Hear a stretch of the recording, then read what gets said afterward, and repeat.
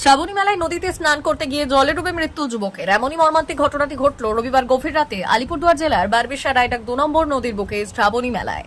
জানা গিয়েছে, জোড়াই নাওথোয়ার বছর 28-এর প্রভাতে এদিন বন্ধুদের সঙ্গে রায়ডাক শ্রাবণী মেলায় স্নান করতে আসে। মেলার ঘেরাটোপের ঘাটে স্নান করতে গিয়ে হঠাৎ জলে ডুবে নিখোঁজ হয়ে যায় সে।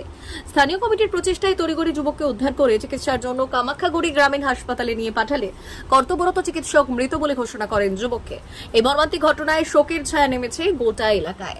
হাসপাতালের তরফে কামাখ্যাগুড়ি ফাঁড়ির পুলিশকে খবর দেওয়া হয় এবং পুলিশ এসে মৃতদেহ উদ্ধার করে এবং সোমবার ময়না তদন্তের জন্য আলিপুরদুয়ার জেলা হাসপাতালে পাঠাবে বলে জানা যায়। আলিপুরদুয়ার থেকে অমল বর্মনের রিপোর্ট, পুরুলিয়া টুডে। তার মানে আমরা বলবমে রায়ডাক বলবমে জল ঢালতে আসলাম। তারপর দেখলাম যে ওর মোবাইল আমার মোবাইল একসাথে ছিল, মানে আমার কাছে মোবাইলটাও ছিল। তোমার কি বন্ধু?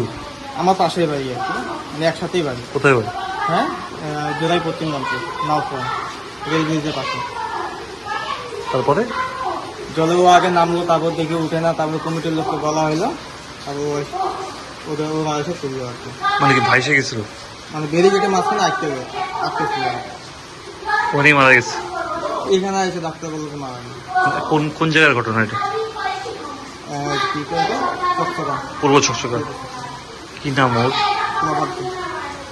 প্রভাত বয়স কত? বয়স আনুমানিক 29 হতে লাগে। তোমার নাম? পবিত্র রায়।